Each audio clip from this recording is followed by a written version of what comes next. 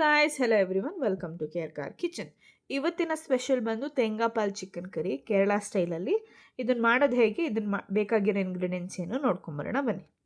So ನಾನು ಇವಾಗ ಇಲ್ಲೊಂದು ಪಾತ್ರೆಗೆ ಒಂದು 2 ಸ್ಪೂನಷ್ಟು ತೆಂಗಿನಕಾಯಿ ಎಣ್ಣೆ, ಕೊಕೊನಟ್ ಆಯಿಲ್ ಹಾಕ್ಕೊತಾ ಇದ್ದೀನಿ. ಇವಾಗ ಎಣ್ಣೆ ಎಲ್ಲ ಚೆನ್ನಾಗಿ ಕಾದಾದ್ಮೇಲೆ ಸಾಸಿವೆ ಒಂದು ಅರ್ಧ ಸ್ಪೂನಷ್ಟು, ಸಾಸಿವೆ ಎಲ್ಲ ಚೆನ್ನಾಗಿ ಸಿಡ್ದಾದ್ಮೇಲೆ ಶುಂಠಿ ಮತ್ತು ಬೆಳ್ಳುಳ್ಳಿ ಎರಡನ್ನೂ ಜಜ್ಜಿಟ್ಕೊಂಡಿದ್ದೀನಿ. ಒಂದು 8 ಬೆಳ್ಳುಳ್ಳಿ, ಒಂದು 3/4 ಇಂಚು ಶುಂಠಿ, ಇದನ್ನೆರಡನ್ನೂ ಜಜ್ಜಿಟ್ಕೊಂಡಿದ್ದೀನಿ, ಅದನ್ನು ಹಾಕ್ಕೊತಾ ಇದ್ದೀನಿ. ಶುಂಠಿ ಮತ್ತು ಬೆಳ್ಳುಳ್ಳಿ ಚೆನ್ನಾಗಿ ಹಸಿ ವಾಸನೆ ಹೋಗೋವರೆಗೂ ಚೆನ್ನಾಗಿ ಫ್ರೈ ಮಾಡ್ಕೊಳ್ಳೋಣ, ಇಲ್ಲಾಂದರೆ ಅದು ಬಾಯಿಗೆ ಸಿಗುತ್ತೆ. ಸೊ ಅದನ್ನು ಚೆನ್ನಾಗಿ ಫ್ರೈ ಮಾಡ್ಕೊಳ್ಳೋಣ. ಸೊ ಇವಾಗ ಇದೆಲ್ಲ ಚೆನ್ನಾಗಿ ಫ್ರೈ ಆಗಿದೆ. ಈಗ ಇದಕ್ಕೆ ನಾನು ಕರ್ಬೇವಿನ ಸೊಪ್ಪು ಮತ್ತು ಈರುಳ್ಳಿ, 2 ಸಣ್ಣದಾಗಿ ಕಟ್ ಮಾಡಿ ಇಟ್ಕೊಂಡಿರೋ ಈರುಳ್ಳಿನ ಹಾಕ್ಕೊತಿದ್ದೀನಿ.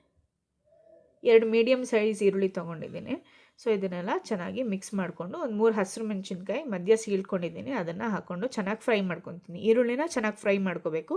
ಇವಾಗ ಇದಕ್ಕೆ ನಾನು 2 ಟೊಮೊಟೊ ಕಟ್ ಮಾಡಿ ಇಟ್ಕೊಂಡಿರೋದನ್ನ ಹಾಕ್ಕೊಂಡು ಇದು ಚೆನ್ನಾಗಿ ಸಾಫ್ಟಾಗಿ ಬೇಯೋಕ್ಕೆ 1 ಸ್ಪೂನಷ್ಟು ಉಪ್ಪು ಹಾಕ್ಕೊಂಡು ಚೆನ್ನಾಗಿ ಮಿಕ್ಸ್ ಮಾಡ್ಕೊತೀನಿ. ಇವಾಗ ಇದಕ್ಕೆ ನಾನು ಚಿಕನ್ ಮಸಾಲ 1 ಸ್ಪೂನು, ಧನಿಯಾ powder 1 spoon, Kashmiri chilli powder 1 spoon ತೊಗೊಂಡಿದ್ದೀನಿ.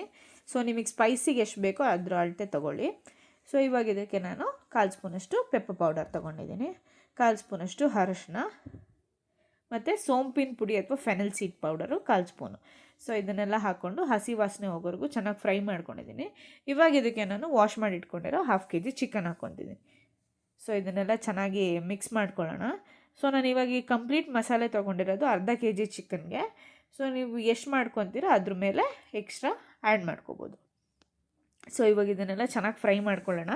ಒಂದು 2 ಮಿನಿಟ್ಸ್ ಲಿಡ್ ಕವರ್ ಮಾಡಿಟ್ರೆ ಚಿಕನಲ್ಲಿರೋ ನೀರೆಲ್ಲ ಹೋಗುತ್ತೆ. ಸೊ ಇವಾಗ ಇದೆಲ್ಲ ಚೆನ್ನಾಗಿ ಫ್ರೈ ಆಗಿದೆ. ಇವಾಗ ಇದಕ್ಕೆ ನಾನು ಒಂದು ಅರ್ಧ ಅಷ್ಟು ತೆಂಗಿನಕಾಯಿ ತಗೊಂಡು ನೀರು ಮಿಕ್ಸ್ ಮಾಡ್ದಲೆ ತೆಂಗಿನಕಾಯಿ ಹಾಲನ್ನ ತೆಗೆದಿಟ್ಕೊಂಡಿದ್ದೀನಿ, ಅದನ್ನು ಈ ಚಿಕನ್ಗೆ ಮಿಕ್ಸ್ ಮಾಡ್ಕೊತೀನಿ. ತೆಂಗಿನಕಾಯಿ ಹಾಲು ಇಲ್ಲ ಅಂದ್ರೂ ಇನ್ಸ್ಟೆಂಟ್ ಮಿಲ್ಕ್ ಪೌಡರ್ ಬರುತ್ತೆ, ಅದನ್ನು ತೆಂಗಿನಕಾಯಿ ಹಾಲು ಮಾಡಿಕೊಂಡು ಯೂಸ್ ಮಾಡ್ಬೋದು. ಅದೇ ಕಪ್ಪಿಗೆ ಇನ್ನೊಂದು 1/4 ಲೋಟದಷ್ಟು ನೀರು ಹಾಕಿ ಚೆನ್ನಾಗಿ ಮಿಕ್ಸ್ ಮಾಡಿಕೊಂಡು ಚಿಕನ್ ಚೆನ್ನಾಗಿ ಬೇಯೋಕ್ಕೆ ಒಂದು 12 to 15 ಮಿನಿಟ್ಸು ಮೀಡಿಯಮ್ ಫ್ಲೇಮಲ್ಲಿ ಇಟ್ಕೊಂಡು ಲಿಡ್ ಕವರ್ ಮಾಡಿಟ್ಟು ಬೇಯಿಸ್ಕೊಳ್ಳೋಣ. ಸೊ ಇದೆಲ್ಲ ಚೆನ್ನಾಗಿ ಮಿಕ್ಸ್ ಆಗಿದೆ. ಸೊ ಲಿಡ್ ಕವರ್ ಮಾಡಿಟ್ಟು ಬೇಯಿಸ್ಕೊಂಡಿದ್ದೀನಿ. ಇವಾಗ ನೋಡಿ ಚಿಕನ್ ಕರಿ ಚೆನ್ನಾಗಿ ಬಂದಿದೆ. ಸ್ವಲ್ಪ ತಿಕ್ಕಾಗಿ ಬೇಕು ಗ್ರೇವಿ ಅಂದರೆ ಒಂದು ಸ್ವಲ್ಪ ತೆಂಗಿನಕಾಯಿ ಹಾಲು ಜಾಸ್ತಿ ಹಾಕ್ಕೊಳ್ಳಿ. ತೆಂಗಿನಕಾಯಿ ಹಾಲು ಹಾಕಿದಾಗ ನಿಮಗೆ ಒಂದು ಸ್ವಲ್ಪ ಚಿಕನ್ನು ಖಾರ ಸ್ಪೈಸಿ ಕಡಿಮೆ ಆಗುತ್ತೆ. ಸೊ ನಿಮಗೆ ಟೇಸ್ಟಿಗೆ ತಕ್ಕನಂಗೆ ನಿಮಗೆ ಸ್ಪೈಸಿ ಬೇಕಂದರೆ ಇನ್ನೊಂದು ಸ್ವಲ್ಪ ಲಾಸ್ಟಲ್ಲಿ, ಅಂದರೆ ಚಿಕನೆಲ್ಲ ಆದಿ ಉಪ್ಪು ಖಾರ ಎಲ್ಲ ನೋಡಾದ್ಮೇಲೆ ನಿಮಗೆ ಸ್ವಲ್ಪ ಖಾರ ಕಡಿಮೆ ಅನಿಸಿದ್ರೆ ಇನ್ನೊಂದು ಸ್ವಲ್ಪ ಪೆಪ್ಪರ್ ಪೌಡರ್ ಆ್ಯಡ್ ಮಾಡ್ಕೋಬೋದು. ನಾನು ಇಲ್ಲೊಂದು 1/4 ಸ್ಪೂನಷ್ಟು ಪೆಪ್ಪರ್ ಪೌಡರ್ ಆ್ಯಡ್ ಮಾಡ್ಕೊತಿದ್ದೀನಿ. ಹಾಗೆ ಇದಕ್ಕೊಂದು ಸ್ವಲ್ಪ ಕರಿಬೇವಿನ ಸೊಪ್ಪನ್ನು ಹಾಕ್ಕೊಂಡು ಒಂದು 2 ಮಿನಿಟ್ಸ್ ಕುದಿಸ್ಕೊಂಡು ತೆಗೆದಿಟ್ಕೊತೀನಿ. ನೋಡಿ ಚೆನ್ನಾಗಿ ಬಂದಿದೆ ಚಿಕನ್ ಕರಿ. ಟ್ರೈ ಮಾಡಿ, ಇಷ್ಟ ಆದರೆ ಲೈಕ್ ಮಾಡಿ, ಶೇರ್ ಮಾಡಿ, ಸಬ್ಸ್ಕ್ರೈಬ್ ಮಾಡಿ. ಇದೇ ಥರ ಟೇಸ್ಟಿ ರೆಸಿಪೀಸ್ಗೋಸ್ಕರ ಕೇರ್ ಕಾರ್ ಕಿಚನ್ನ ಫಾಲೋ ಮಾಡಿ. Thank you.